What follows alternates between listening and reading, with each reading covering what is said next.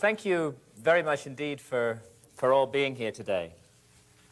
I was just listening to what Graham Birdsall was saying about my past career, and I was thinking how I got into all of this from being a journalist working on The Economist. It actually happened because of repeated visits that I made to Ethiopia, and the claim that Ethiopia makes to possess the lost Ark of the Covenant. This claim was ridiculed by scholars, but as I began to look into it, I found that it rests on very solid foundations, and I ended up writing The Sign and the Seal. And that book, the research on that book, took me to Egypt, because, of course, the origins of the Ark of the Covenant lie in Egypt and in the exodus of the Israelites from Egypt. And when I went to Egypt and began looking into that civilization, I realized that I was confronted by an extraordinary mystery, a mystery that Egyptologists had never satisfactorily explained, or at any rate, if they tried to, their explanations certainly didn't make sense to me. I remember reading a book called Archaic Egypt by Professor Walter Emery, now deceased, but a great authority on his subject. And he drew attention to curious similarities between ancient Sumerian civilization in Mesopotamia and the archaic Egyptian civilization. And while he could find no strong evidence of a direct influence of ancient Egypt on Sumer, or of Sumer on ancient Egypt, he found that these similarities couldn't be explained away as coincidence, and he put forward an interesting hypothesis. He asked, what if an earlier unidentified civilization, a remote third-party civilization, had influenced both Egypt and Sumer, passed down a legacy to both of them, and what if the similarities between these two cultures were explained by that remote common influence? And I thought this was a very interesting idea and one worth pursuing further. And in fact, more than anything else, it was that seed planted by Professor Walter Emery that led me to research and write Fingerprints of the Gods. I could not have written that book at all, or indeed developed in the direction that I have developed as a writer and researcher, if it hadn't been for my partner and wife, Santa Faya, whose photographs we're going to be looking at here. She's certainly been the most profound influence on my life. And I did some bad stuff back in the 1980s, which, when I look back on it, I regret it. But we have to live with our mistakes, and I'm very grateful to Santa for putting me right. Many other people also who I need to thank, and without whom Fingerprints could not have been written. Researchers, people working in the field of the mystery of the origins of civilization over the last 100 years or so, going back as far as Ignatius Donnelly, who wrote Atlantis, the Antediluvian World in the 1880s. More recently, Professor Giorgio de Santillana of the Massachusetts Institute of Technology, he's now also deceased, did wonderful work on the astronomical content of ancient myths, the amazing discovery that in some of the oldest myths relating to global cataclysms that have come down to us from remote prehistory, that in those myths is found detailed astronomical information relating to the phenomenon that I'll be discussing a little bit during this talk, known as precession of the equinoxes. Professor Charles Hapgood, whose Earth crust displacement theory and whose work on ancient maps, again, provides a clue to this lost civilization that exists way back in our past, and I'm quite sure that it does exist. And more recently, Rand and Rose Flemath, who've refined Charles Hapgood's theories of Earth crust displacement.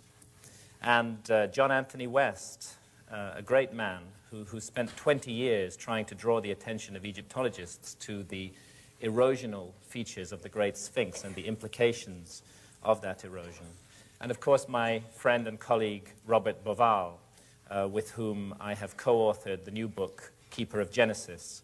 Robert's astronomical work on the Orion correlation between the pyramids and the 3 stars of Orion's belt is, in my view, the single most important breakthrough in this field, which has enabled the pyramids, mute for 4,500 years, to speak again and to speak in a comprehensible manner.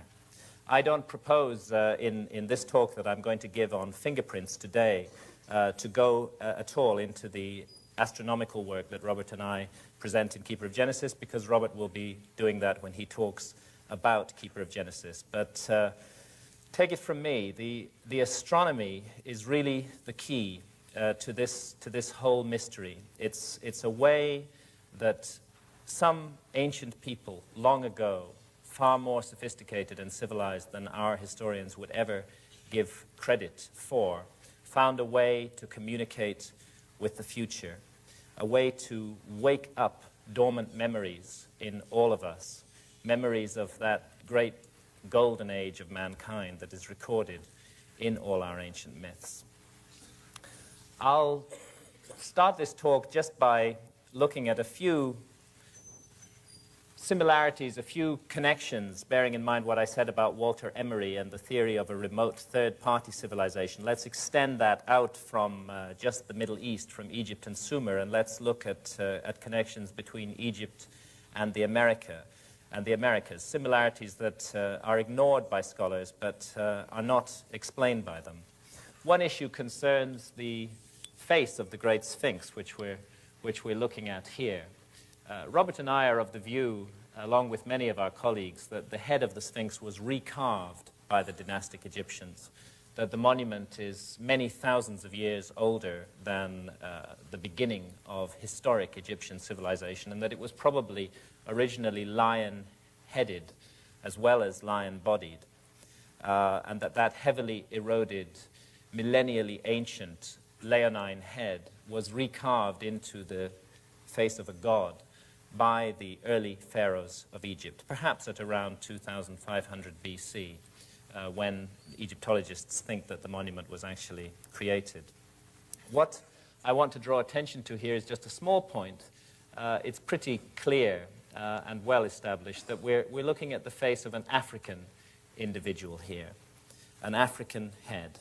And I'd like to compare that with this African head, which is roughly the same size as the head of the Sphinx. It's an enormous piece of sculpture. When you stand beside it, it towers above you, and it weighs about 40 tons. The only problem with this African head is that it doesn't come from Africa at all. It comes from the Gulf of Mexico, and indeed was disinterred from the oldest archaeological strata in the Gulf of Mexico, in which it had been deliberately buried at around 13 or 1400 BC. We can say that it was buried then because organic material found alongside it has been carbon dated to that period. But I suspect the scholars may be making a mistake when they attribute this so-called Olmec head, the construction, the carving of the head, to that same period of, say, 1400 BC. It's a mistake in logic to assume that the head dates from the same period as the organic material that was buried with it. It's equally possible that it could have been a vastly ancient heirloom, a venerated treasure that was passed down over thousands of years until the time when this mysterious Olmec civilization, the supposed mother culture of Central America, also venerated it and buried it. I'm intrigued by the similarities of features between the face of the Sphinx and the face of this head. And by the way, we know nothing at all about the Olmecs. Not a single Olmec skeleton has ever been found. It's just a name that is applied to them. They're one of those mysterious high civilizations of antiquity, the origins of which are quite unknown. This also is an Olmec artifact, whoever the Olmecs were. And again, just on this theme of light similarities, I'd like to draw attention to the headdress that the figure is wearing, and to compare it with this headdress from Egypt. This is a 5th dynasty statue found at Saqqara, And I'm intrigued by the similarity of the headdress, because we're looking at cultures that are not supposed to have been in contact at all. 5th Dynasty Egypt in 2300 BC and the Olmecs in 1400 BC, or perhaps much earlier than that. So how do such similarities come about? Is it just a coincidence? Was there a contact between these two areas at that time? Or could we be looking at the influence of a remote third-party civilization? This piece of sculpture is from Uxmal in the Yucatan, and it's associated with the Maya. And as you can see, it's a double feline figure, two pumas or leonine animals back to back. Again, we find a very similar device in ancient Egyptian iconography, two lions back to back, often joined at the hip, two lion sphinxes back to back, as here on this stela that stands between the paws of the sphinx. Let's see if I can get that sharp. They were called the Akeru, the gods of yesterday and today. And this device of placing two felines back to back, again, in my view, is too similar to the device found amongst the Maya to be written off entirely as a coincidence. Here we're looking at a piece of architecture from the Inca area. Let me just try and get this sharp. It's so difficult for me to see with all these lights on me. What I want to draw attention to here is the way that the block wraps around the corner. This is a supposedly Inca wall just north of Cuzco in Peru. And the blocks form a kind of L shape as they wrap around the corner, an unusual architectural device. We find exactly the same method of cornering here in the Valley Temple that stands next door to the Great Sphinx of Giza.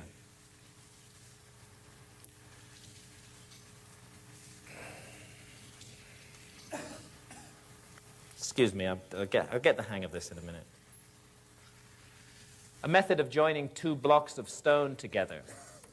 This photograph was taken at Tiwanaku in Bolivia, in the high Andes. And Tiwanaku is a very mysterious city, and I'll be touching on it in a few moments. What I want to draw attention to here is this imprint of a metal bar, which once joined these two huge blocks of stone together. Of course, the metal bar has long since been removed, vandalized, melted down. But this particular form of architecture is not found anywhere else in the Americas. But it is found in Egypt. We find it at Philae, at Elephantine, and also here at Dendera in Upper Egypt. The same method of joining stone blocks together. And here we're on the island of Suriqui in Bolivia, on Lake Titicaca, looking at a traditional method of boat design.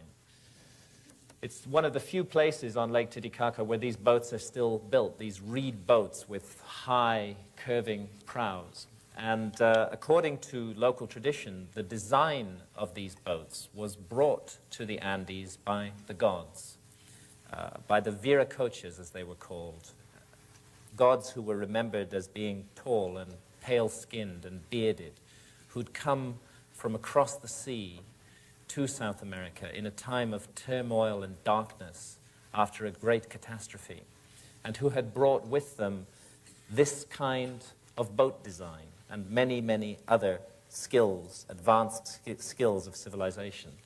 I'd like to compare this high-prowed boat with this design from ancient Egypt, the so-called solar boat of Khufu, which was found buried beside the Great Pyramid of Egypt off the southern face. It's much bigger than the boats on the Andes, but the design is eerily similar. And this design has been studied by marine experts, and what they've concluded is rather interesting. They conclude that although the materials used both in the Egyptian boats and in the Andean boats are not suitable for sailing on the open seas, the design that is incorporated in these boats could only have been evolved by a people with a long and solid tradition of oceanic navigation, people who needed boats that could cut through high waves and breakers. And the suggestion is, could this design be a very ancient legacy that was passed down and received both by the Egyptians and by the peoples of the Andes and expressed in the kind of boats that they made? In both areas, such boats are associated with the gods. The ancient Egyptians called their gods the Niteru, and they said that they had come from a land far away to the south, a land called Ta-Niteru, across vast expanses of ocean. So whoever they may have been, these gods, above all else, were navigators and seafarers. And navigators and seafarers need maps if they're going to sail around the earth. Now, this map is a modern map, and I picked it up at the Library of Congress in the United States. It's an azimuthal equidistant projection centered near Cairo. And in common with all modern maps, it incorporates a number of advanced features. It incorporates highly accurate longitudes, and particularly relative longitudes. And it incorporates an advanced map projection. It isn't easy to represent a spherical object, the Earth, on a flat piece of paper, and to do so with a considerable degree of accuracy. And this is a problem that cartography has had to overcome. So we find good map projections which require advanced mathematics and good relative longitudes. Interestingly enough, there's a category of ancient map which also shows these modern features and which doesn't fit with the received view of the development of human history. One of the most famous of these maps is the Piri-Reis map. And I'm showing it here because I want to compare the projection of this map with the projection here centered on Cairo. Notice the west coast of Africa and the east coast of South America, and coming down here to the Antarctic Peninsula, tonguing up towards the south of South America. It's that precise projection that we find on this 1513 map. Again, there's the west coast of Africa, the east coast of South America. And coming down here, we find a representation of the northern Antarctic Peninsula. In 1513, when Piri-Reis drew the map, Antarctica had not been discovered. In fact, it wasn't discovered until 1818 by our civilization. So there immediately is one anomaly on this map. And another anomaly is the mathematics used in the map projection. And a third anomaly is that it incorporates highly accurate relative longitudes. To do longitudes accurately on maps requires a chronometer, a marine chronometer that will keep accurate time at sea. And again, this was something that our civilization couldn't do until the late 18th century. So this map, fragmentary though it is, appears to incorporate many features that are not supposed to have been known about in 1513. Piri-Reis explains why in these texts that he wrote on the map. He was a Turkish admiral, and he wrote these texts on the map. And what they say is that the map is not his own work. It's a work of synthesis. It's based on more than 20 earlier source maps, that he put all these maps together and derived his own map from these. And unfortunately, the source maps that Piri-Reis used have not survived. Is it possible that the advanced features of this map originate in those lost source maps, which Piri-Reis told us went back in some cases to before the time of Christ and had come from the long-lost library of Alexandria in Egypt? Another strange thing about the appearance of Antarctica on this map, it's been studied by US Air Force cartographers, and their view is that what we're actually seeing there is the subglacial topography of Antarctica. Antarctica as it looks underneath the ice that now covers it.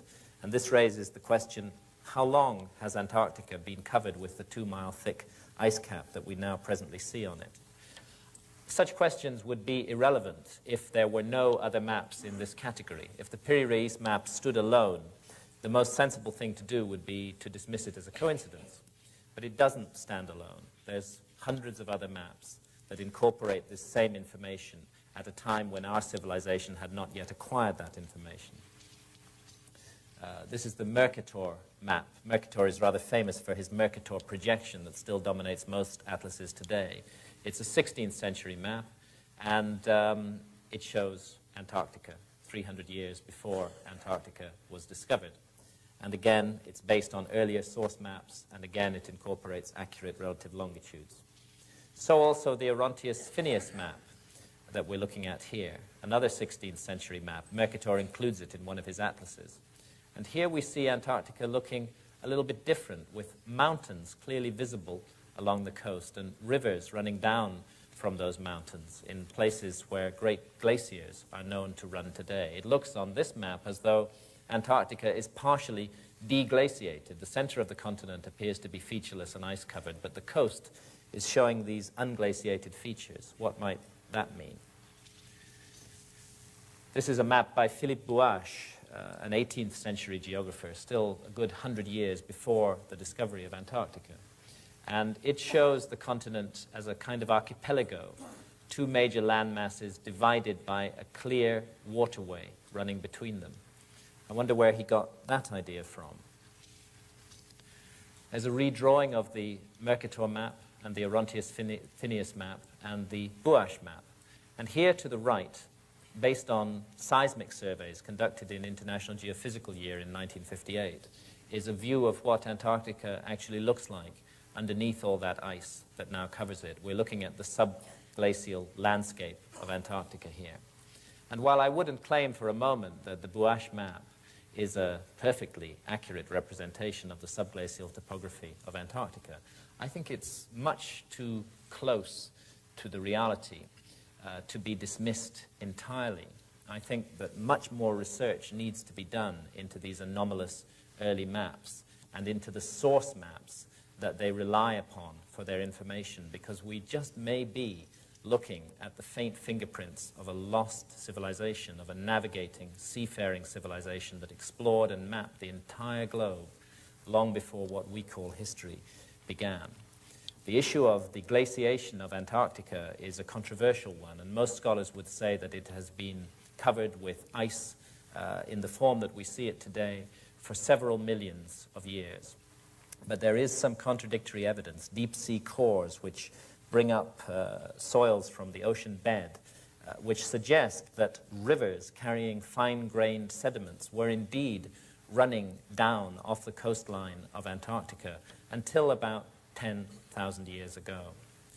Maybe that's the period we should be looking at. Maybe something happened in the world around then that we don't fully understand. And in my view, this whole mystery is intimately connected to the mystery of the last ice age and what an ice age is and why the last ice age came suddenly and traumatically to an end at around 12 or 14,000 years ago. You have ice sheets, 6 million square miles of ice covering northern Europe, 2 miles thick as far south as London. You have a similar mass of ice covering much of North America, as far south as the Mississippi Delta, almost into the tropics. This ice is stable for 100,000 years. And then suddenly, almost in the blink of an eye, it all melts. Within just 1,000 or 2,000 years, it's all gone. Sea levels have gone up by 400 feet around the world, and hundreds of animal species have been rendered extinct. No complete explanation for why the last ice age came so suddenly and dramatically to an end has ever been offered by orthodox scholarship. There are clear correlations with astronomical events, including, interestingly, the precession of the equinoxes, which I'll be talking about later. Interestingly, because many of the ancient myths of global cataclysm that I've analyzed in Fingerprints of the Gods incorporate precise information on precession. It's almost as though they're trying to tell us that there's a connection between precession and the ending of ice ages. And lo and behold, we've known for the last 20 years that there is a connection between precession and the end of ice ages. It's a correlation. We don't know what causes this ending of the ice age. I think that this is the period that should be looked at by scholars. This is the period that deserves much more detailed research than it's had. A period in which something awful happened to the earth, something that brought about a dramatic, tumultuous change. A period in which the face of the earth was almost literally wiped clean, and a period in which it's perfectly possible, perfectly reasonable to suppose that a high human civilization could have been almost entirely obliterated, leaving only a few survivors and only a few traces of itself for us to wonder at in later times.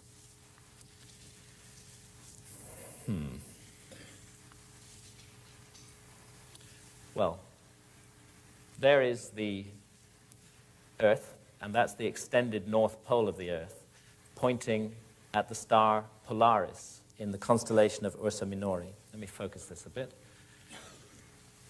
That is our pole star in the present time, because of the phenomenon of precession, which causes the Earth to wobble very, very slowly in a cycle of 25,920 years. The pole star gradually changes. It will not always be Polaris, and it has not always been Polaris. But it's a very slow change, about 1 degree every 72 years, not noticeable in a human lifetime. It also affects the positions of all the other stars in the star field.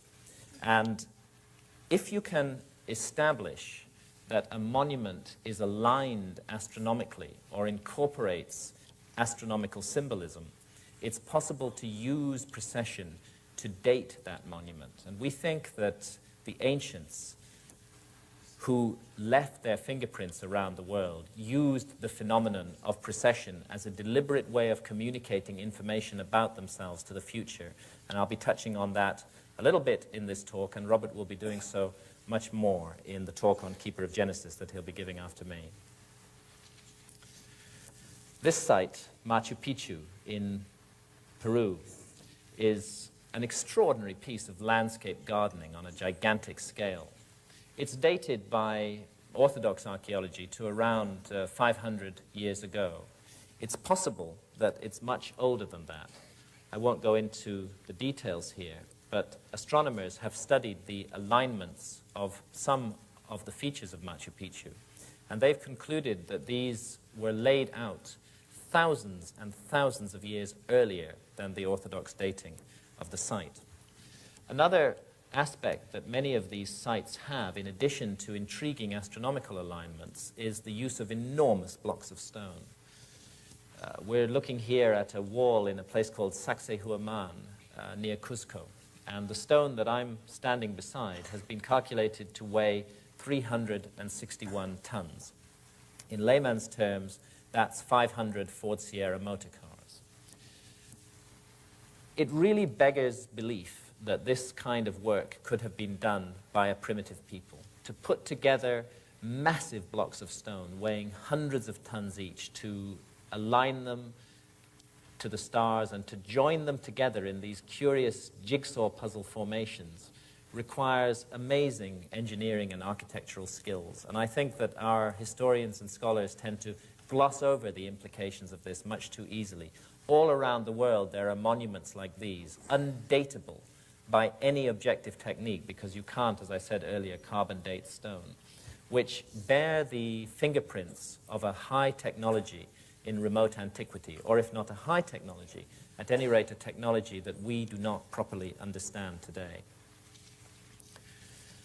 This is the Altiplano in Bolivia, in the high Andes, and I'm showing this photograph really to indicate how sparsely populated the Altiplano is, how few people live there at an altitude of more than 12,000 feet above sea level.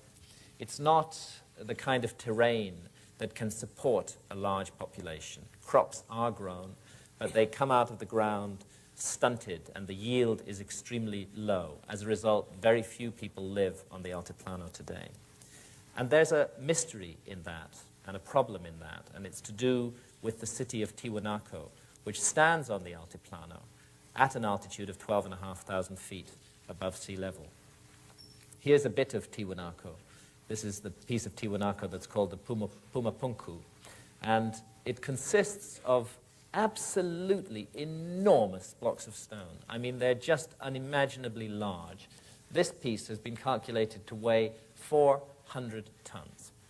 And I can't understand, I just don't see it within orthodox historical explanation, how at this altitude above sea level, 12,500 feet, where you cannot grow crops to support a large population who could haul those stones into place, and I don't know if 400-ton blocks could be hauled into place by anybody, how this could have been done at that altitude and in that location, and why it was done. I think that the city of Tiwanaku is one of the most mysterious sites in the world. In a way, it's the New World equivalent of Giza. It's a site about which there are far more questions than answers, and a site about which the dating needs to be seriously re-examined. The dating of Tiwanaku by Orthodox archaeologists has for a long time been set at around 500 AD, just about 1,500 years ago. Although more recently, there are some archaeologists working in the area who have daringly sought to push that date back, and there are a few who've stuck their neck out and said that Tiwanaku may go back as far as 2000 BC. The difference of opinion amongst the scholars in itself shows how little we know about this site. The conventional view that dates it to 500 AD is based on the classical study by Professor Max Ewell, who's always cited as the great authority on Tiwanaku. I was surprised to discover that his influential book on Tiwanaku had been written without him ever having found the need to actually visit the site himself.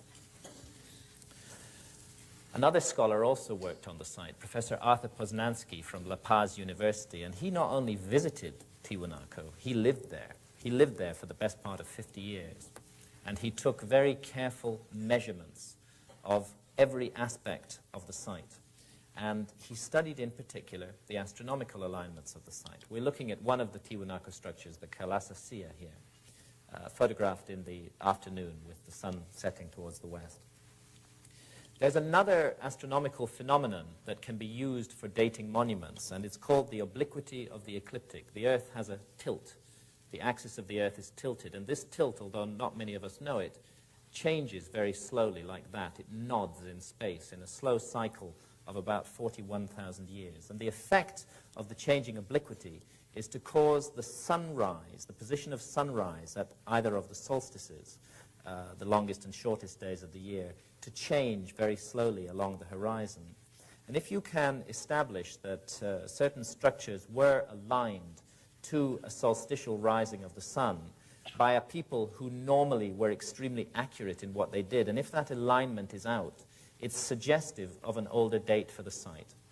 Poznański, to howls of derision from his fellow scholars, pointed out that the solstitial alignments of certain monuments in Tiwanaku were out. And when he calculated the time when those alignments would have been perfectly exact, he came to around 12,000 years ago. And he suggested daringly that Tiwanaku might be the oldest city in the world, that it might originally have been laid out and aligned to the solstitial risings of the sun 12,000 or more years ago. Of course, his view is not accepted. It's universally ridiculed by our scholars. And yet there are aspects of the Tiwanaku site which strongly support the notion that it's extremely ancient. One of them is this monument, known as the Gateway of the Sun. All these names that are given to structures at Tiwanaku are entirely arbitrary because we know nothing about the people who built Tiwanaku. When the Spanish first arrived in the Andes, they asked the Incas, "Did you build these monuments?" And the Incas laughed. They said, "No way, we didn't build these monuments. These monuments were built thousands of years ago by the gods." Well, such ideas are considered to be whimsy by our scholars, and yet they may not be whimsy. Let's have a look on the reverse of the Gateway of the Sun. And what I want to draw attention to here is this feature, this frieze that is carved on the reverse of the Gateway of the Sun, and this particular aspect of it here. I don't think I'm hallucinating. I think that I'm looking at two large ears, two eyes, a trunk, and two tusks. In other words, I think that I'm looking at the face of some sort of elephant. If I am looking at the face of some sort of elephant, then there's a real problem with the dating of this site, because there have not been any elephant-like creatures in the New World for a very long time. In fact, you have to go back to around 10,000 BC, around 12,000 years ago, to find a creature that fits that bill. And that creature, here's a biological reconstruction drawing of it, was called Cuvier. It was one of those great Ice Age mammals that became extinct suddenly and dramatically at the end of the last Ice Age. Could we be looking at a drawing, a carving of Cuvier done from life long before history began? And here, another ancient piece of stone from Tiwanaku. Very faded, very worn down. But let's trace out this figure that appears on it. There's the two hind legs, the two front legs, the open mouth, the uplifted snout, the ears, the curved back, and the tail of an apparently unidentifiable species of mammal. It doesn't look anything like any animal that runs around in the Andes today. But it does look very like an extinct mammal, and that mammal was called Toxodon. There's a biological reconstruction drawing of Toxodon. And Toxodon, like Cuvier, became extinct at around 12,000 years ago, and prior to that had been found plentifully in the area of Tiwanaku. With these kind of carvings and the astronomical dating done by Poznański, I think there's a prima facie case for a complete re-examination of what Tiwanaku might really be and how old it might be and what it might mean. And there is other evidence that points in that direction as well. We're looking at Lake Titicaca here and at one of those reed boats. And Lake Titicaca today is 12 miles away and 100 feet lower than Tiwanaku. And yet, even Orthodox archaeologists agree that Tiwanaku was built originally as a port on the shores of Lake Titicaca. There's massive harbor constructions to be found at Tiwanaku, and there's really no doubt that it was built as a port. So the question is, how long does it take a lake like Lake Titicaca to recede in depth by 100 feet and 12 miles away from the edge of the city of Tiwanaku? I discussed this problem with geologists from the British Geological Survey working in that area. Oddly enough, they didn't know about Tiwanaku, but they did know about Lake Titicaca. And they told me that that amount of recession of that particular lake would have taken at least 10,000 years. So another science, geology, is pointing to a far greater antiquity for the city of Tiwanaku than is accepted by our scholars today. Finally, from Tiwanaku, I want to draw attention to this figure. It's assumed to be, and it probably is, an image of that legendary god, Viracocha, who came with his demigods, the Viracochas, to South America long, long ago, who's remembered in all those myths. Again, it's a very worn piece of stone, but the goatee beard of this figure, this rather extravagant goatee beard, is quite easy to make out. That's how Viracocha is described in all the legends, a tall, pale-skinned, bearded figure. And his description does not fit in any way the description of the indigenous inhabitants of that region. Indeed, the description of these Viracochas and the memory of them was so strongly held in South America that when the Spanish under Pizarro arrived to loot and rape and destroy the culture of South America, to wipe clean the memory banks of mankind in South America, to our loss, I may add, they were not initially opposed. It was assumed that they were the Viracochas returning, and because the Viracochas had been remembered as good people, bringers of civilization, it was mistakenly assumed that these European pirates were also good people. Well, we know now that they were not, and that they've cost us dear in what they did in South America, leaving us only fragmentary evidence to go by. Precisely the same problem occurred in Central America, in Mexico. There was also a memory of a tall, pale-skinned, bearded god. He was called Quetzalcoatl. he too had come from across the sea in a time of darkness, in a boat that moved by itself without paddles. He too was remembered as a civilization bringer and associated with the ending of a great flood. And in South America, in Central America, as in South America, the Spanish, in that case under Cortés, were again initially welcomed because they were assumed to be Quetzalcoatl and his demigods returning.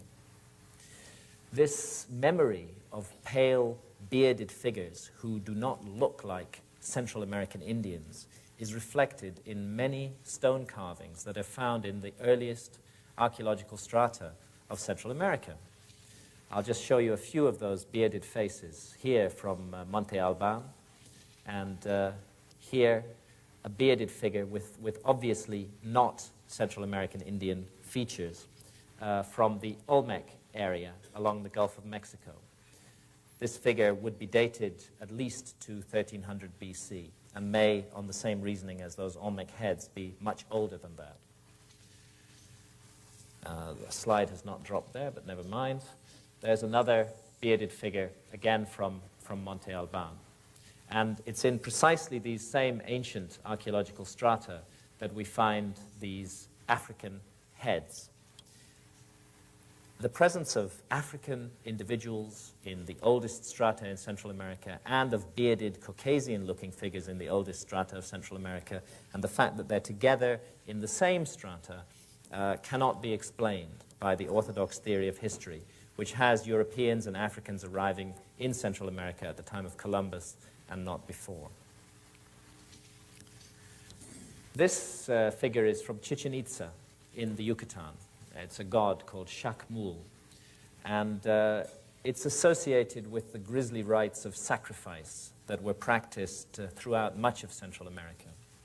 The plate that Shakmul is holding across his belly was for the reception of freshly butchered human hearts, and the sacrificial victim would have approached this gruesome figure up a set of stairs here, would have been marched around behind him, placed on an altar in back there, and ritually murdered. I could never come to terms with this memory of human sacrifice in Central America. It seemed so out of accord with the many beautiful and serene aspects of Central American culture. I tried to look into it and to find out why it was that people like the Aztecs were so savage in the sacrifices they conducted. And the Aztecs would routinely sacrifice up to 80,000 people every year. They believed that they were a chosen tribe, that they had a divine mission, and that that mission was to prevent the end of the world. They believed that there had been 4 previous epochs of the earth that they called the 4 previous suns, and that the last one, 4 Atl, had been brought to an end by a tremendous earth-destroying deluge. And they believed that we live in the 5th sun, or 5th epoch of the earth, and that somehow through a strange, distorted reasoning, they felt that by offering up human blood and hearts to the sun, they might prevent, or at any rate postpone, this prophesied ending of the world in which we live. The practice of human sacrifice in Central America was known as pachi, and pachi means to open the mouth. A high priest and 4 assistants participated in the ritual. A hard physical blow, of course, was struck to the body of the sacrificial victim, and it was believed that at the moment of death, his soul would rise directly to the heavens and become a star in the sky. Oddly enough, in ancient Egypt, Egypt of the pharaohs, there was also a ceremony called the opening of the mouth. It was part of the funerary rituals of the pharaoh, and it was conducted after his death, after his body had been mummified. A high priest and 4 assistants participated. A hard physical blow was struck to the mummified body of the pharaoh. And after the completion of the opening of the mouth ceremony, it was believed that the soul of the pharaoh would rise directly to the heavens and become a star in the sky. Are we looking at just another amazing coincidence here?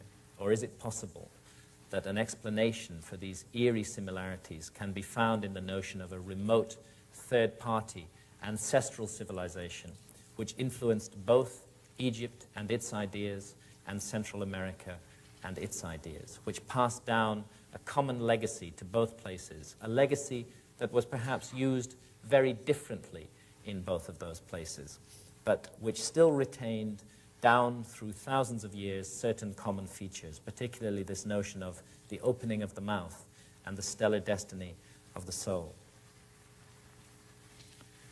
The Maya who built this monument, this is the pyramid of Quetzalcoatl, or Kukulkan as he was known in the Yucatan at Chichen Itza, were an astonishing civilization, and perhaps their greatest achievement, or it's thought until recently to have been their achievement, was their calendar system, the Mayan calendar.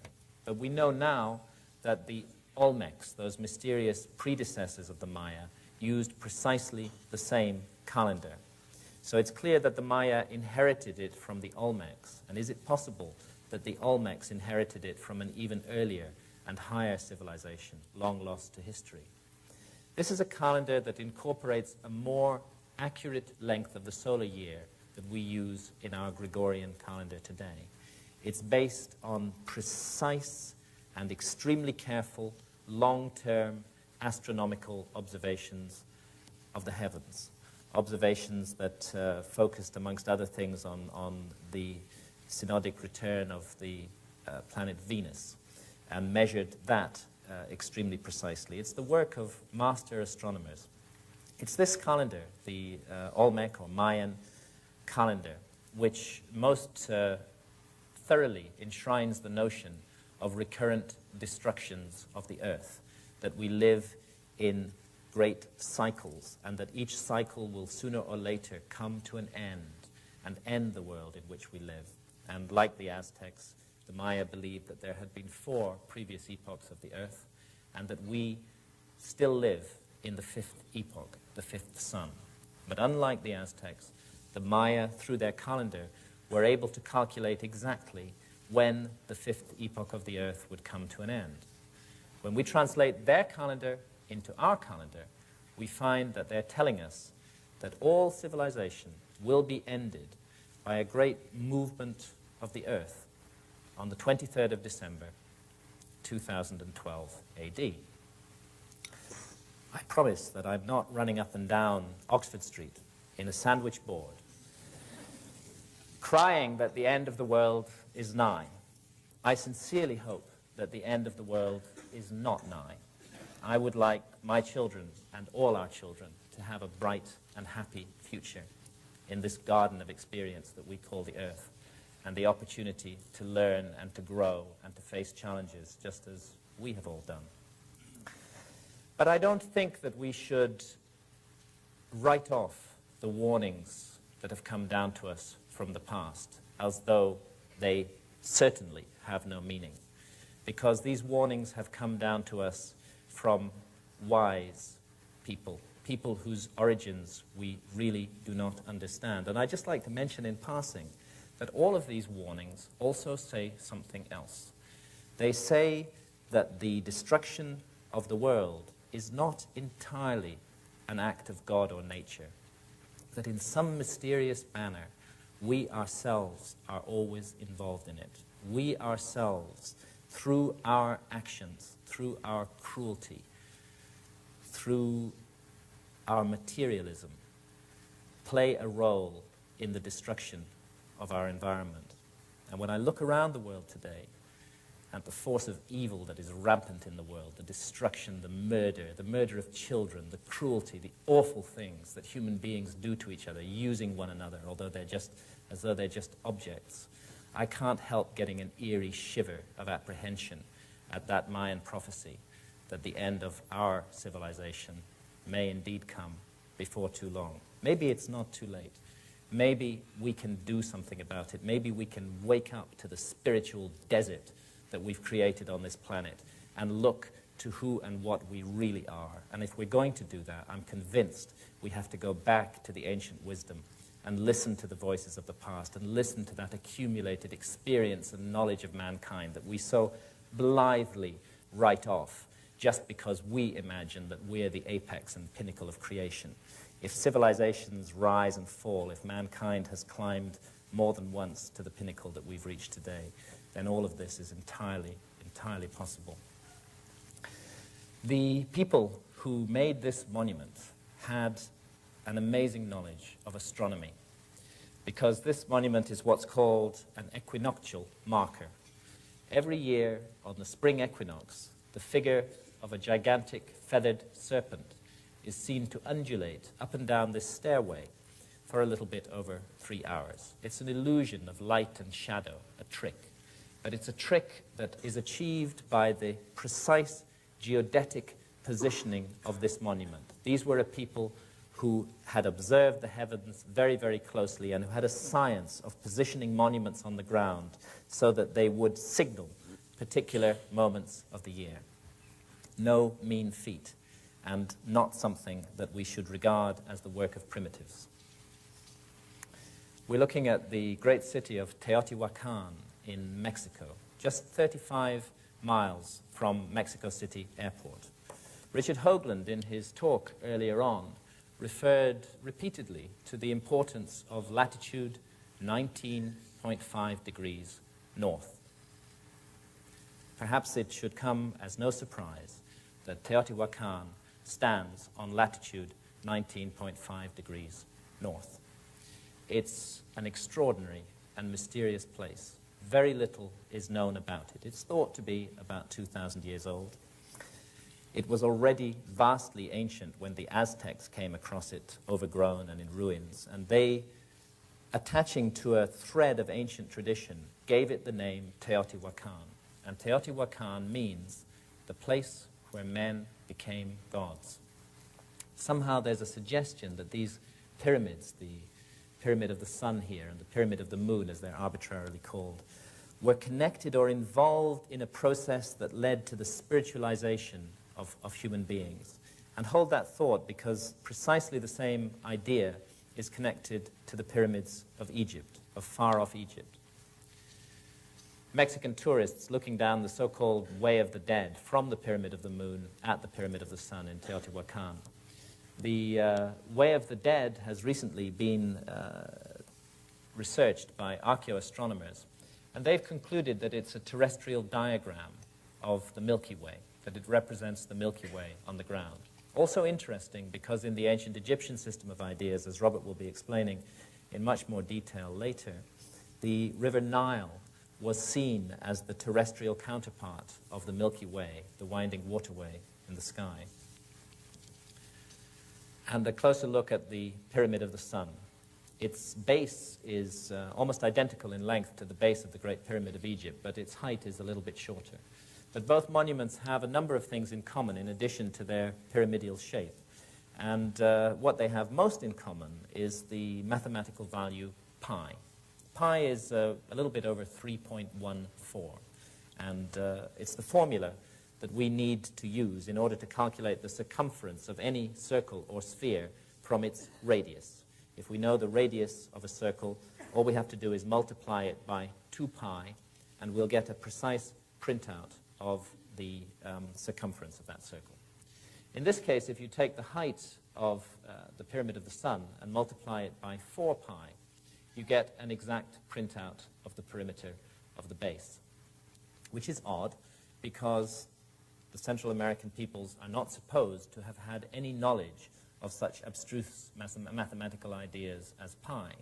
Pi is attributed by our scholars to the Greeks. The discovery of pi is attributed to the Greeks, and the Central Americans and the Egyptians are not supposed to have had any knowledge of this kind of mathematics. Yet we find pi incorporated with great precision into the dimensions of the Great Pyramid of Egypt, the last surviving wonder of the ancient world, which is at least 4,500 years old, perhaps older, and which long predates any Greek civilization. Egyptologists don't dispute that pi is found in this monument, and it's found in precisely the ratio that we need to calculate the circumference of a sphere from its radius. If you take the height of the Great Pyramid and multiply it by 2 pi, you get an exact printout of the perimeter of the base. The Egyptological theory on this is that it happened by accident, that the Egyptians or whoever built the pyramid incorporated pi in it by accident. It was just one of those things. And in Egyptological theory, it has to be an accident because they cannot accept that the pyramid builders had knowledge of advanced mathematics. I do not think it's an accident, and nor do any of my colleagues working in this field. And one of the reasons that we don't think it's an accident is to do with this phenomenon of precession, the wobble on the axis of the Earth that I've mentioned to you already, which takes place at a very precise rate. I'm going to need to explain this in a little bit of detail. It involves some numbers. When you take the height of the Great Pyramid and multiply it by a particular value, by 43,200, you get an exact printout of the polar radius of the Earth. And when you take the base perimeter of the Great Pyramid and multiply it by that same value, 43,200, you get a printout of the equatorial circumference of the Earth.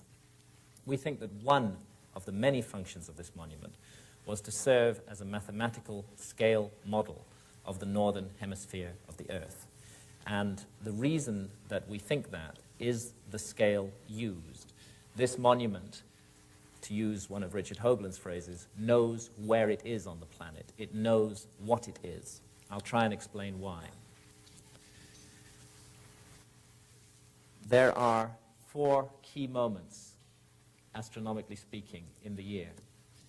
The winter solstice, when the north pole of the Earth points most directly away from the sun. The summer solstice, the longest day, when the north pole points most directly towards the sun. And the 2 equinoxes, spring and autumn, when the Earth in its orbit lies broadside on to the sun. It's an accident of the cosmos that in the plane of the Earth's orbit around the sun, which astronomers call the ecliptic, but of course at a vast distance away in space, are distributed 12 famous constellations. These are the 12 constellations of the zodiac.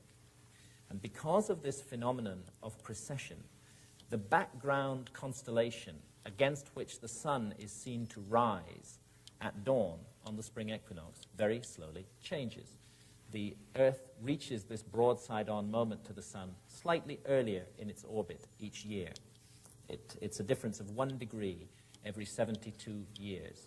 The effect of this is that the ruling astronomical sign, the ruling constellation of the zodiac, which houses the sun on the spring equinox, very slowly changes. And it takes 2,160 years exactly for the sun to pass entirely through one sign of the zodiac. That's what the old song about living in the dawning of the age of Aquarius is to do with. Aquarius will soon be housing the sun on the spring equinox as a result of the phenomenon of precession. Now, if you take 2,160 and multiply it by 20, you get 43,200, which is the scale used in the pyramid-Earth ratio. And we think that it was very deliberately used to signal what this monument is, one of its functions. They wanted to build a monument that was very massive and that no reversion to barbarism could destroy, and which was a mathematical scale model of the northern hemisphere of the Earth. They needed a scale on these criteria somewhere between 1 to 40,000 and 1 to 50,000. And they chose 1 to 43,200 because it's a significant scale, because their mathematical model of the Earth was keyed in to the Earth itself by the scale used, keyed in to the characteristic signature of the Earth, the rate of precession of its axis, 43,200 being connected mathematically to the rate of precession. The intention was that in a future time, an astronomically literate civilization would be able to work out the cleverness that went into the design of this monument. What those ancient pyramid builders did not reckon with was that the site would be monopolized for 150 years by a group of intellectual barbarians called Egyptologists, who cannot accept under any circumstances that any intelligent behavior of this sort could have been connected to the last surviving wonder of the ancient world. I'm standing on top of the Great Pyramid here, and that means I'm standing on latitude 30. The Great Pyramid stands precisely 1/3 of the way between the equator and the North Pole. Egyptologists know this, but again, they regard it as an accident. So many accidents are called for by their theory of history that I think it's time we seriously questioned that theory and stopped blindly accepting it. This monument weighs 6 million tons. 6 million tons. And its sides are perfectly oriented to the cardinal directions. The north face of the Great Pyramid faces directly towards the North Pole of the Earth. The deviation is just 3/60ths of a single degree. By the way, the deviation of the meridian building of the Greenwich Observatory in London is 9/60ths of a degree. This monument is more precisely aligned to true north than the Greenwich Observatory in London. This monument is the work of master astronomers and master engineers, master surveyors, a work of brilliance and genius, a work that we should all stand before in awe, not with any certainties, but with open minds and open hearts. Above all else, Giza is a sacred place. It's a place of mystery and magic, a place that works on the imagination, a place that generates questions to those who do approach it with humility and with an open mind. We're looking at a cross-section of the Great Pyramid here along its meridian axis, north to south. And as you can see, it's plentifully equipped with shafts and chambers and galleries and narrow corridors. All of these features are engineering marvels. To create this kind of internal structure in a monument on that scale is an unbelievably difficult task. Let's take a quick tour around the Great Pyramid. We'll start by going down the descending corridor, and then I'll take you to the Queen's Chamber and the Grand Gallery, and finally the King's Chamber. But before I do so, I just want to mention a little bit about these four shafts here.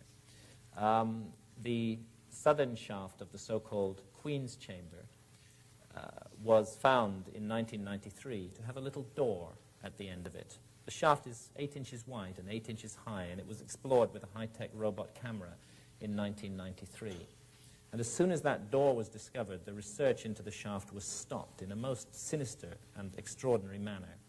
And at the end of our presentations, Robert and I will be presenting to you the latest information for what is happening concerning that door, and also concerning a chamber beneath the Great Sphinx of Egypt. And very disturbing things indeed are happening at Giza today, and we want to tell you about this, but we'll come to that later. Let's take a quick run around the Great Pyramid now. We'll start by going down the descending corridor. The descending corridor is perfectly straight. In fact, it doesn't vary by more than a quarter of an inch from perfectly straight along its entire 350-foot length. It's 3 feet 5 inches high and 3 feet 5 inches wide. And at the bottom of it, we find the subterranean chamber, so-called. Now, Egyptologists have a theory about this chamber, and everything is theory where the Great Pyramid is concerned, because the monument is uninscribed. There's nothing really in it which tells us what the chambers are for. It's all theory. The Egyptological theory about this subterranean chamber is based on its unfinished appearance, these fins of rock that we find at the western end, and the generally rough look of it.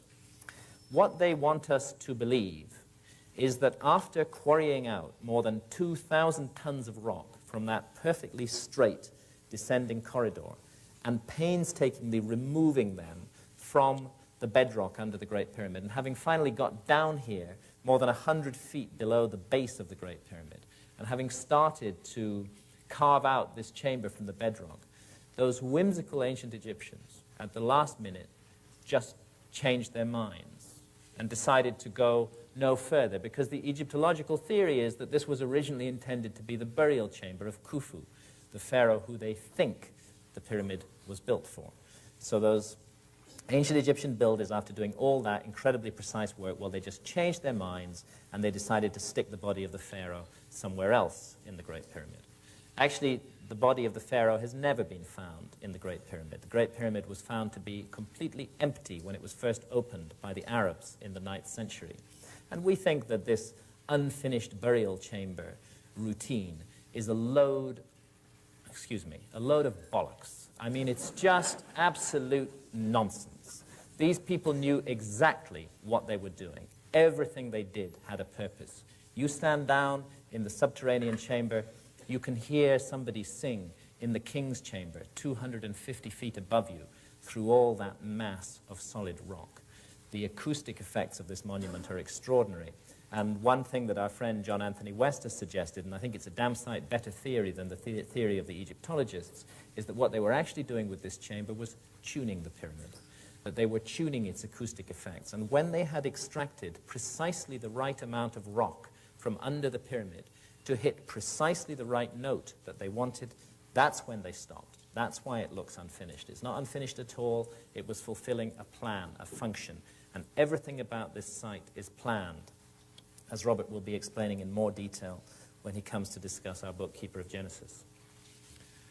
This is the so-called Queen's Chamber. We have to use these phrases, so-called, because all these attributions are arbitrary in this anonymous monument. And there, in the southern wall of the Queen's Chamber, that dark patch is the opening to the southern shaft.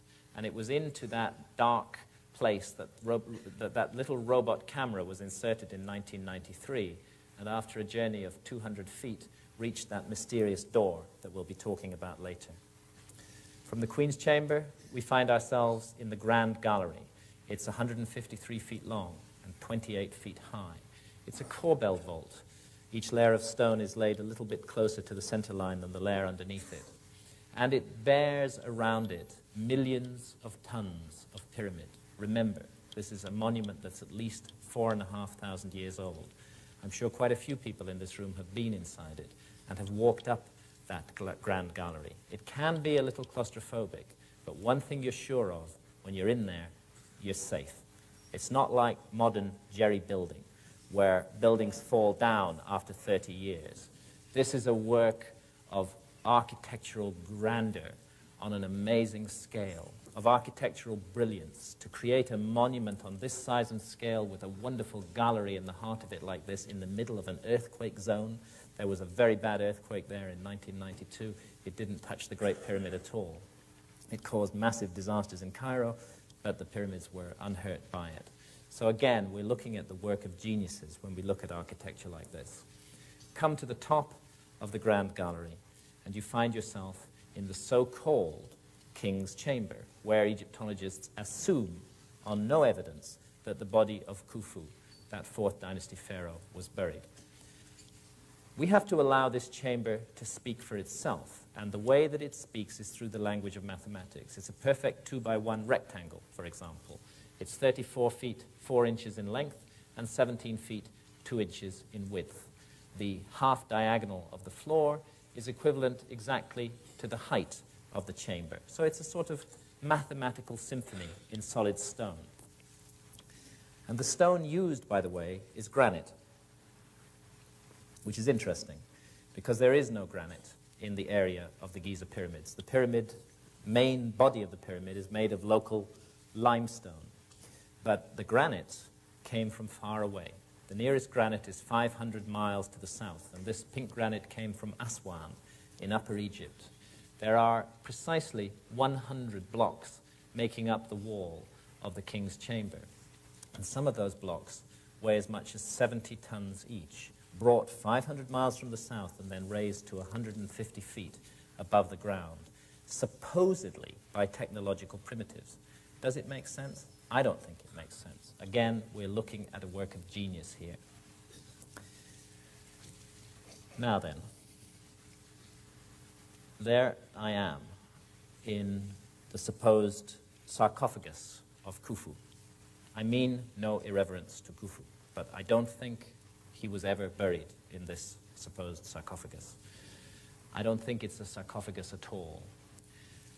Robert and I have studied the meaning and the purpose of the pyramids in great depth in our new book, Keeper of Genesis, and we think, and there's a great deal of evidence for it, that whatever else they were, these monuments were used by many pharaohs in an amazing initiation ceremony that cultivated the power of knowledge in their minds and the spiritual dimension of their lives. And everything suggests that this plain granite box at the western end of that anonymous chamber high up in the body of the Great Pyramid was the culminating point of this initiation ceremony when the the pharaoh sought in his mind to go beyond death, to reach out for the life of millions of years that is spoken of in the ancient Egyptian texts. What I actually want to draw attention to here is the way that this box was made. Granite is a very hard stone, as many of us are aware. And anybody who's ever worked stone will know that you cannot cut granite with copper tools. And the ancient Egyptians of the Pyramid Age are supposed to have just become familiar with copper. More interestingly than that, it's become clear that this box and many other granite artifacts like it were not made by using abrasive drills, by using abrasion, sand, to gradually wear away the granite. They were made with tubular drills, a drill in the form of a tube which cut down into the granite, and then the drill core was knocked out with a hammer, and then another tubular drill was brought down beside it, another drill core was created, that was knocked out, and so on and so forth. The first real study of this was done by a great Egyptologist, Flinders Petrie, at the turn of the century, and he found many granite drill cores lying around Giza and at other sites in Egypt, and he did a close examination of these drill cores. You can learn a lot from a drill core because the tooth marks of the drill are still embedded in it. And what he learnt really disturbed him, because this was a man with a very orthodox conclusion about the origins and nature of Egyptian civilization. And yet he couldn't explain this. When he analyzed the cut marks in those drill cores, he found that these tubular drills had been descending into the granite with a pressure of more than 2 tons being applied to them from above. Now, how do you do that with copper into granite? How do you apply a 2-ton pressure without the whole mechanism buckling and failing to do the job? It just can't be explained in the orthodox view of history. A colleague of ours, Chris Dunn, who's a machine tool maker from Danville Metal Stamp in the United States, has been re-examining these drill cores quite recently. And he's come to an astounding conclusion, which I'll simply report to you without going further than that. His analysis of the cut marks suggests that whatever drills these people were using were cutting into the granite 500 times faster than modern power drills. I prefer the opinion of a machine toolmaker to the opinion of an Egyptologist when it comes to drilling matters, and I think Chris Dunn's views on this deserve further consideration. This is the so-called burial chamber of Menkaura, the third of the supposed 3 pharaohs who built the 3 great pyramids at Giza. The pyramid of Menkaura is the smallest of the 3 great pyramids, although it's still well over 200 feet tall. If we are to follow Egyptological logic, then we must conclude that this chamber was built by a certain B. Wilson. That this is not the pyramid of Menkaura, it's the pyramid of B. Wilson. And the reason that we have to conclude that is because they apply that logic to the single piece of writing that was found inside the Great Pyramid of Egypt. Above the king's chamber, there are 4 so-called relieving chambers, and in those some graffiti was found, very crudely daubed graffiti. And some of that graffiti bears the name Khufu, and also another name, Khnum Khufu. And like drowning men leaping at straws, Egyptologists have concluded that because that graffiti is there, it means that the Great Pyramid was built by Khufu. I don't think that a little piece of graffiti in a chamber hidden away inside the Great Pyramid is a very solid piece of evidence to attribute such an important monument to a particular pharaoh. As a matter of fact, those graffiti may well have been a forgery. But even if they, by the original discoverer, Howard Vyse, but even if they aren't forgeries, it's just not enough for us to attribute the monument to Khufu on the basis of such slim evidence. Where B. Wilson wrote his name, we see a curved roof. It's a sort of barrel vault, and these are granite blocks that form the ceiling, and they were hollowed out from underneath. It doesn't look very prepossessing, but when you get above it, you begin to realize the construction problems that were involved in making this roof. There I am on the top end of those ceiling beams. This is how they look above. And I want to make clear there's no way that these blocks were lowered down from above, because this is an entirely subterranean chamber. And the only way it can be reached is through a long corridor system that finally culminates in the chamber. So all of these blocks were brought in through that long corridor system. They weigh 20 tons each. And as you can see, there's hardly room for me to crouch in the area where they've been placed. There just isn't enough room to position blocks of that size and weight in the way that we see them there. So again, like it or not, we're looking at the evidence of a building technology that we don't understand. And quite often, when we go to Giza, we pass by things like this without realizing what they really mean. If I can get it into focus, we're looking down on the Great Sphinx of Egypt from the side of the Great Pyramid. The Great Sphinx, as Robert will explain, faces perfectly due east. It's oriented precisely to due east. And it was made by cutting it out of solid bedrock. It's 240 feet long and 70 feet high, and it was carved out of solid bedrock.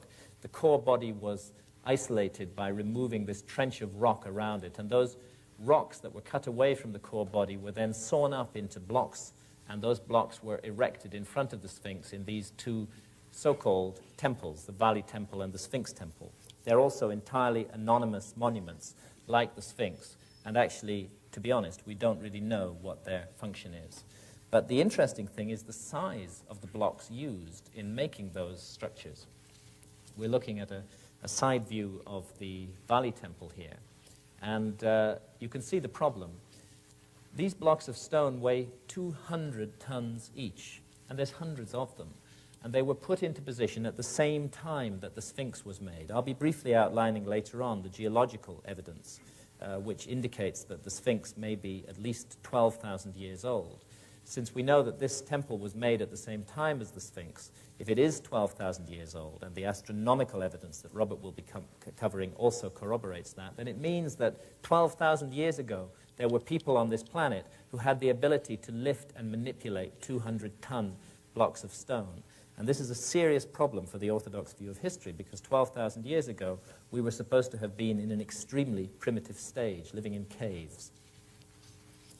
There's one other place in Egypt where you find these bare stone anonymous monuments using vast blocks, very similar to those of the Valley Temples.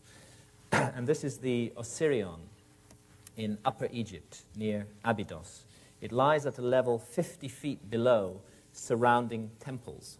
But because there is a temple of Seti I nearby, albeit 50 feet above it, archaeologists have deduced with their characteristic brilliance that this amazing structure must have been made by Seti I. There's no evidence for that. On the contrary, all the evidence suggests that it belongs to the same category of architecture as those mysterious temples at Giza, and that it may be as old as they are, that we may be looking at a 12,000-year-old monument here. And that's why it's interesting that it was always called the Osirion. It was associated with Osiris, with the high god Osiris, who the ancient Egyptians remembered as having come to their country in a remote period that they called Zeptepi, the first time, thousands of years before history began, bringing the gifts of civilization with him.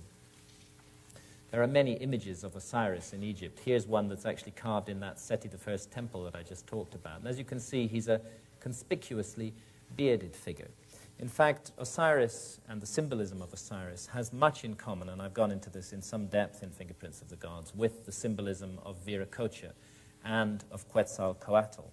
My bet is, in all these figures, we're looking at memories of the survivors of a great lost civilization who settled in various parts of the world and whose mission was to keep the light of their knowledge burning and to find a way over millennia of barbarism to pass that knowledge down to the future, perhaps even to our own time, perhaps even to us today. As I said, Osiris was remembered by the ancient Egyptians as having come in the first time, long before history began.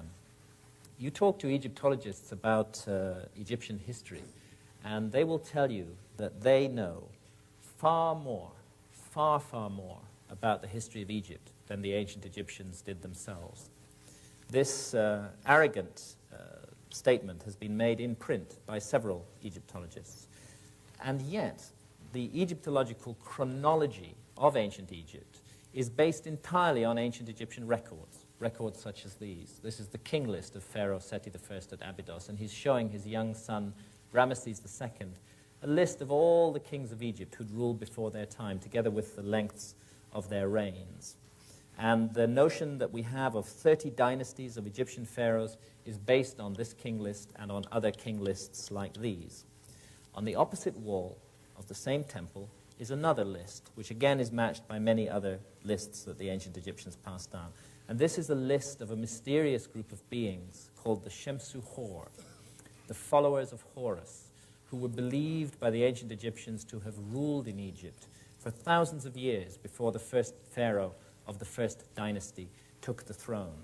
The followers of Horus, who retained a memory of the divine origins of their civilization, whose mission was to pass that memory down to the future, and who were attributed by the ancient Egyptians themselves as the guardians of the wisdom legacy that ancient Egypt inherited.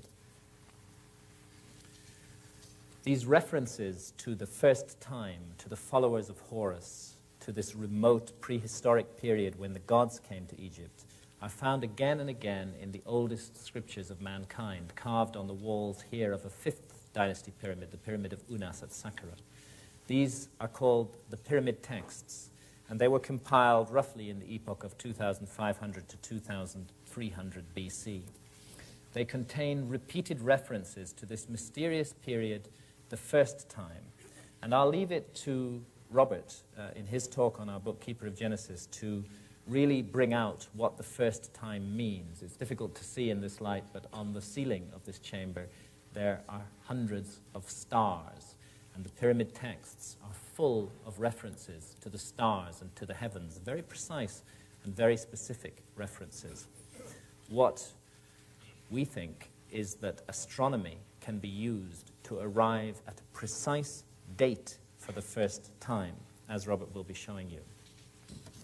Astronomy relating to these monuments on this profoundly astronomically aligned site. This photograph was taken at the winter solstice with the sun overhead the pyramid of Menkaura.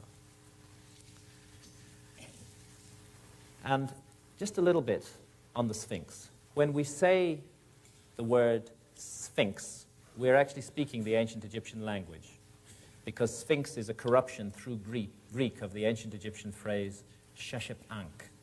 And Sheshep Ankh means living image, living image.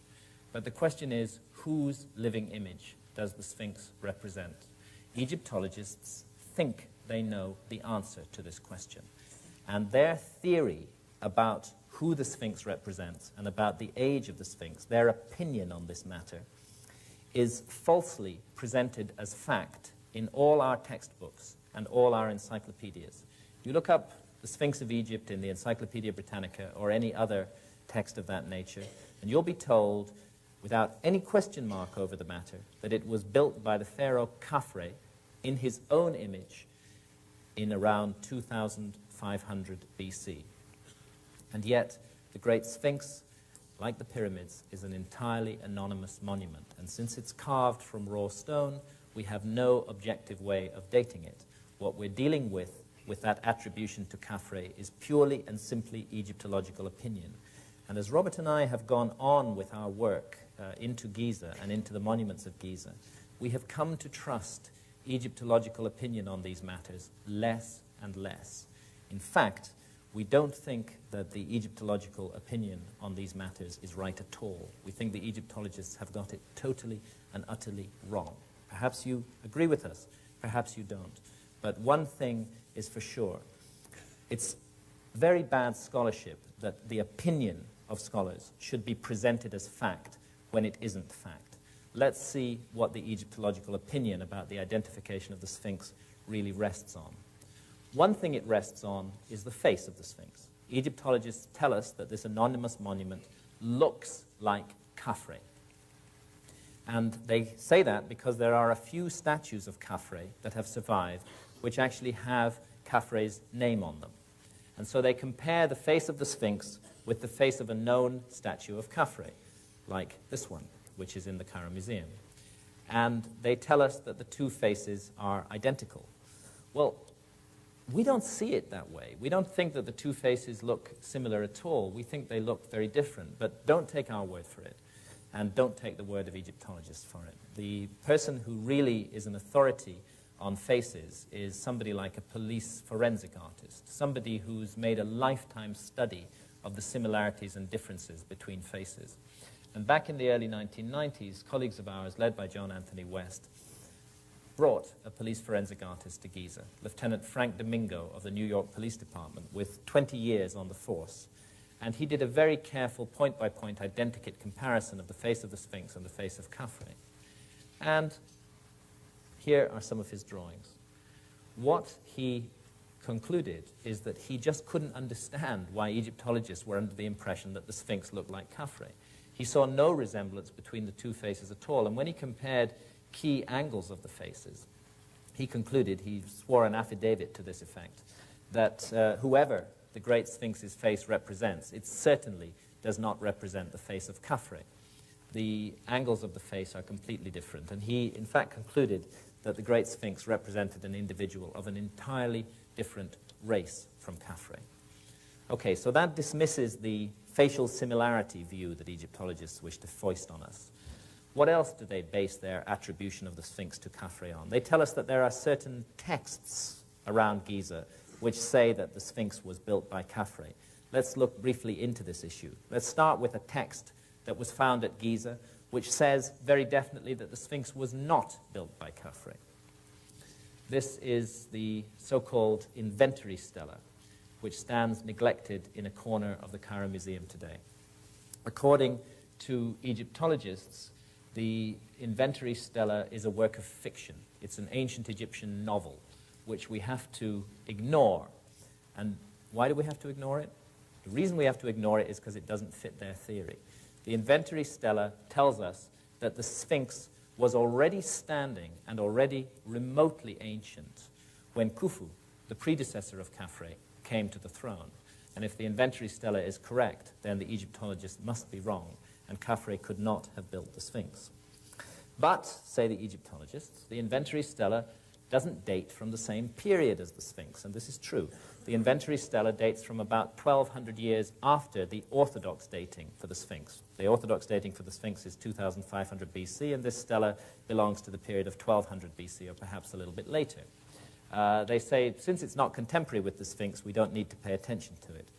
But yet, with that amazing double standard for which Egyptologists are the world leaders, they base their attribution of the Sphinx to Khafre on another piece of text, which also is not contemporary with the Sphinx, and in which, in fact, dates from the same period as the inventory stela.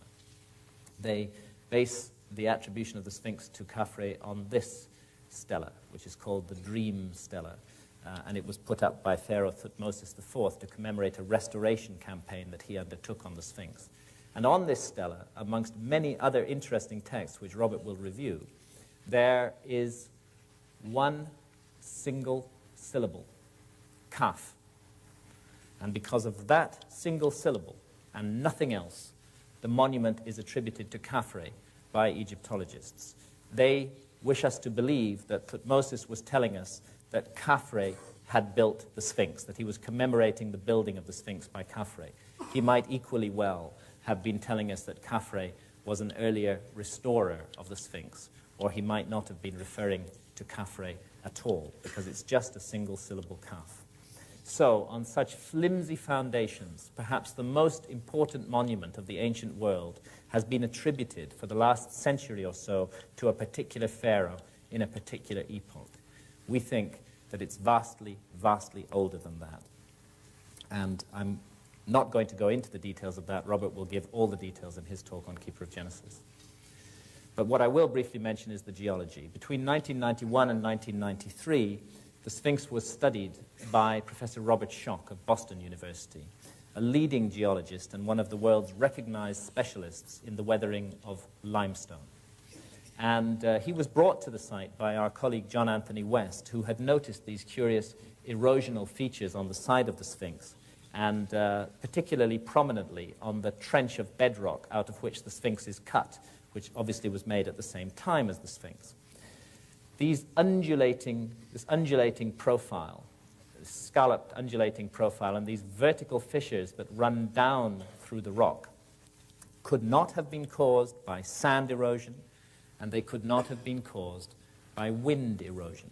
They could only have been caused by one thing, and that is exposure to a very, very, very long period of heavy rainfall. And Professor Robert Schoch has put his reputation on the line, and he's subsequently been endorsed in this matter by hundreds of fellow geologists and opposed by very few, when he says that what we're looking at on the Sphinx, these, by the way, are later restoration blocks, what we're looking at on the Sphinx and on the surrounding trench is classic precipitation-induced weathering.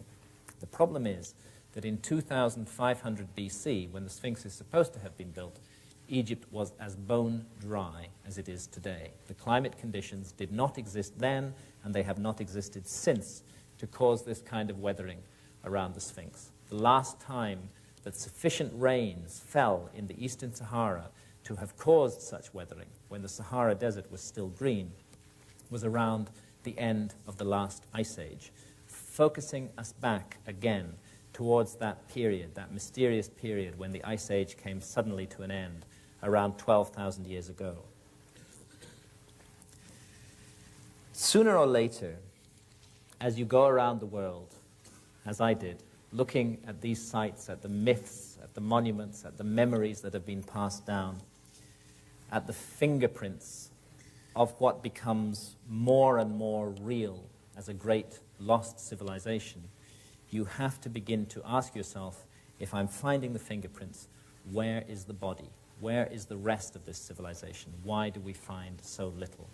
And I'm convinced that the answer to this question lies in the cataclysm that brought the last ice age to an end. And as I said earlier, the ending of the last ice age is an enormous geological mystery, and we do not really understand what brought it to an end. But when you have millions of square miles of 2-mile thick ice melting in just a couple of thousand years, you are by definition looking at a cataclysm. We live on a planet that revolves around a star. In fact, the Earth is revolving around the Sun at 66,600 miles per hour, which means that we've traveled well over 70,000 miles tonight while I've been talking. If you stand on the equator of the Earth, you're spinning with the rotation of the Earth at 1,000 miles per hour. And our planet is subjected to the gravitational pull of the Moon that circles around it, and of neighboring planets in the solar system, and of the Sun itself. With all this massive rotational centrifugal activity, once you become conscious of it, you begin to realize how fragile our environment may really be. And back in the 1950s, a radical theory was proposed to explain the end of the last ice age by Professor Charles Hapgood in the United States. And Hapgood's theory of Earth crust displacement was endorsed fully at the time as to its physics by Albert Einstein. The theory has never been accepted by orthodox geologists, and I'm not sure if it's right, but I think it's worth consideration. Broadly, what Hapgood and Einstein were arguing is that from time to time, the entire outer crust of the Earth can move, shift in one piece around the body of the Earth. And when this happens, land that is in cold parts of the planet, close to one or other of the poles, and thus naturally covered by ice, is moved cataclysmically into warmer parts of the planet, and thus naturally melts very, very rapidly. And at the same time, land that's in warm parts of the planet is shifted into colder parts of the planet. And as I said earlier on, the work on Earth crust displacement that Hapgood and Einstein did has subsequently been refined in a very interesting manner by Rand and Rose Flemath in Canada, whose book, When the Sky Fell, I would urge everybody to read, because it's the most detailed analysis of the Earth crust displacement theory. What this theory offers is an explanation for the sudden ending of the Ice Age. Broadly speaking, it happened, Einstein said, because of the asymmetrical distribution of ice around the poles, the massive buildup of ice at the poles, and all these spinning rotational forces. Sooner or later, a trigger moment is reached, and the precessional wobble of the Earth comes into it, which causes all that asymmetrically deposited ice, that massive weight of ice, to exert sufficient thrust on the crust of the Earth to set the whole crust in motion. And such an idea does explain how we lose a whole civilization, indeed how we lose a whole continent on which such a civilization might have grown up. Because according to the Earth crust displacement theory, the continent of Antarctica, which features in all those ancient maps, was not 17,000 years ago where it is today. Prior to the displacement of the crust, it was much further north, and the Antarctic Peninsula would have been entirely deglaciated and would have offered a comfortable environment for a high civilization to grow up. Then this shifting of the crust, which brings the so-called Ice Age to an end, moves Antarctica dead center onto the Antarctic Circle, and gradually the ice begins to build up over that continent, burying the remains, the body of that great lost civilization. As I say, I don't know if the Earth crust displacement theory is correct. All I do know is that something awful happened to the Earth at the end of the last ice age. Maybe it isn't Earth crust displacement. Maybe it's some kind of more radical pole flip which involves the whole Earth moving in space. Maybe it's something to do with our cosmic environment. Recent evidence has come out of a giant comet striking the Earth at around that period, at around the 10th millennium BC. And such a comet, scientists are now seriously arguing, may have been at the root of the worldwide traditions of deluge and disaster that I review in Fingerprints of the Gods. And, well, if we're not all busy exploring Australia from 599 pounds, many of us might have been aware that an enormous meteor recently whizzed by the Earth at a very close range. Such a meteor, were it to strike our planet, would have the capacity to set in motion a nuclear winter, to end civilization as we know it, to force us all to begin again, those of us who survived. The earliest surviving mention of the lost continent of Atlantis was passed down to us by the Greek philosopher Plato. And Plato got his information, he said in the Timaeus, from Solon, an earlier Greek philosopher. And Solon, in turn, and lawmaker, got his information from an Egyptian priest, a priest of Sais in the Delta. And what that priest said, referring to records going back more than 9,000 years before his time, was this. He said that our Earth is periodically visited by a gigantic cataclysm, and that every time this happens, mankind is forced to begin again like children, with no memory of what went before. And I suspect, I really do, that that's what we are. We're a species with amnesia. We're children who've forgotten our own parents. But those parents who were destroyed in that great cataclysm at the end of the last ice age, I'm now certain that some of them did survive, and that they settled in places like the high Andes, and most prominently of all in Giza, where the three great pyramids and the great Sphinx stand. And they, Robert and I are now convinced, found a way to pass down the memory of who they were and of the special, wondrous knowledge that they had to the future. They found a way to wake us up again. They created a kind of alarm clock for the planet, a beacon that would draw people towards it, and at the right time, when conditions were right, would wake us up. And when I look around the world today, amidst all the turmoil and killing and disaster, I also see a sign of hope. I see a great awakening of consciousness amongst open-minded people everywhere. I think that ancient beacon is working. I think the message that it has sent down the ages is beginning to come through loud and clear.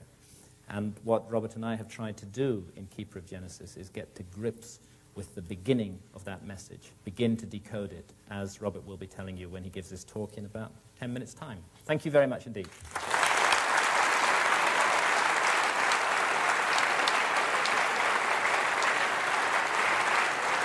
Mr. Graham Hancock, ladies and gentlemen.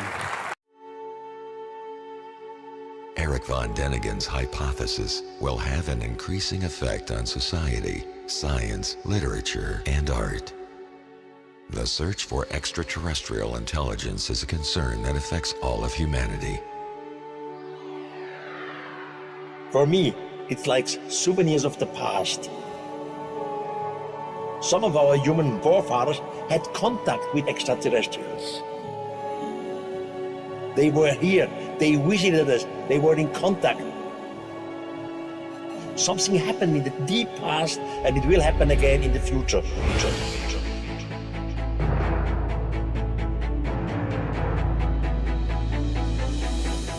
The author of the sensational international bestseller and the most compelling non-fiction publication of all time is back in London for the first time in 25 years to celebrate Chariots of the Gods' 50th anniversary. Eric von Däniken Legacy Night. In this 2-hour special, you are invited to share with Eric his most influential discoveries and revelations. Learn about his incredible life journey as an author and researcher. Meet the team behind the highly anticipated Chariots of the Gods 360-degree entertainment franchise. Eric von Däniken Legacy Night, live streamed from the Princess Anne Theatre, BAFTA 195, Piccadilly, London, October 15th, 2016. For more information and to purchase tickets, please visit zoharstargate.com.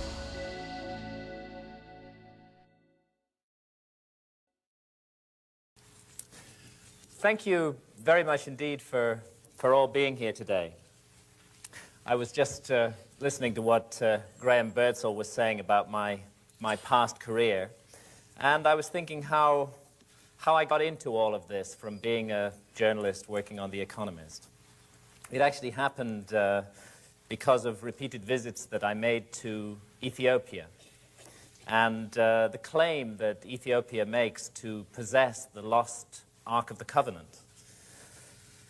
This claim was ridiculed by scholars, but as I began to look into it, I found that it rests on very solid foundations, and I ended up writing The Sign and the Seal. And that book, the research on that book, took me to Egypt, because of course the origins of the Ark of the Covenant lie in Egypt and in the exodus of the Israelites from Egypt. And when I went to Egypt and began looking into that civilization, I realized that I was confronted by an extraordinary mystery, a mystery that Egyptologists had never satisfactorily explained, or at any rate, if they tried to, their explanations certainly didn't make sense to me. I remember reading a book called Archaic Egypt by Professor Walter Emery, now deceased, but a great authority on his subject. And he drew attention to curious similarities between ancient Sumerian civilization in Mesopotamia and the archaic Egyptian civilization. And while he could find no strong evidence of a direct influence of ancient Egypt on Sumer, or of Sumer on ancient Egypt, he found that these similarities couldn't be explained away. Detailed astronomical information relating to the phenomenon that I'll be discussing a little bit during this talk, known as precession of the equinoxes. Professor Charles Hapgood, whose Earth crust displacement theory and whose work on ancient maps, again, provides a clue to this lost civilization that exists way back in our past, and I'm quite sure that it does exist, and more recently Rand and Rose Flemath, who've refined Charles Hapgood's theories of Earth crust displacement. And John Anthony West, a great man who spent 20 years trying to draw the attention of Egyptologists to the erosional features of the Great Sphinx and the implications of that erosion. And of course my friend and colleague Robert Boval, with whom I have co-authored the new book, Keeper of Genesis. Robert's astronomical work on the Orion correlation between the pyramids and the 3 stars of Orion's belt is, in my view, the single most important breakthrough in this field, which has enabled the pyramids, mute for 4,500 years, to speak again and to speak in a comprehensible manner. I don't propose in this talk that I'm going to give on fingerprints today to go at all into the astronomical work that Robert and I present in Keeper of Genesis, because Robert will be doing that when he talks about Keeper of Genesis. But take it from me, the astronomy is really the key to this whole mystery. It's a way that some ancient people long ago, far more sophisticated and civilized than our historians would ever give credit for, found a way to communicate with the future, a way to wake up dormant memories in all of us at all. It comes from the Gulf of Mexico, and indeed was disinterred from the oldest archaeological strata in the Gulf of Mexico, in which it had been deliberately buried at around 13 or 1400 BC. We can say that it was buried then because organic material found alongside it has been carbon dated to that period. But I suspect the scholars may be making a mistake when they attribute this so-called Olmec head, the construction, the carving of the head, to that same period of, say, 1400 BC. It's a mistake in logic to assume that the head dates from the same period as the organic material that was buried with it. It's equally possible that it could have been a vastly ancient heirloom, a venerated treasure that was passed down over thousands of years until the time when this mysterious Olmec civilization, the supposed mother culture of Central America, also venerated it and buried it. I'm intrigued by the similarities of features between the face of the Sphinx and the face of this head. And by the way, we know nothing at all about the Olmecs. Not a single Olmec skeleton has ever been found. It's just a name that is applied to them. They're one of those mysterious high civilizations of antiquity, the origins of which are quite unknown. This also is an Olmec artifact, whoever the Olmecs were.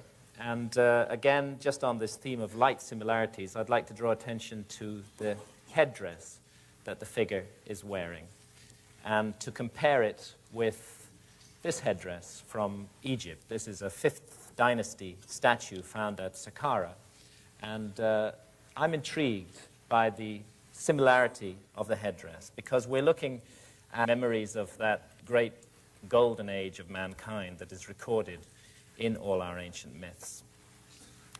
I'll start this talk just by looking at a few similarities, a few connections, bearing in mind what I said about Walter Emery and the theory of a remote third-party civilization. Let's extend that out from just the Middle East, from Egypt and Sumer, and let's look at connections between Egypt and the Americas, similarities that are ignored by scholars but are not explained by them. One issue concerns the face of the Great Sphinx, which we're looking at here. Robert and I are of the view, along with many of our colleagues, that the head of the Sphinx was recarved by the dynastic Egyptians, that the monument is many thousands of years older than the beginning of historic Egyptian civilization, and that it was probably originally lion-headed as well as lion-bodied, and that heavily eroded, millennially ancient leonine head was recarved into the face of a god by the early pharaohs of Egypt, perhaps at around 2500 BC, when Egyptologists think that the monument was actually created. What I want to draw attention to here is just a small point. It's pretty clear and well established that we're looking at the face of an African individual here, an African head. And I'd like to compare that with this African head, which is roughly the same size as the head of the Sphinx. It's an enormous piece of sculpture. When you stand beside it, it towers above you, and it weighs about 40 tons. The only problem with this African head is that it doesn't come from Africa as coincidence. And he put forward an interesting hypothesis.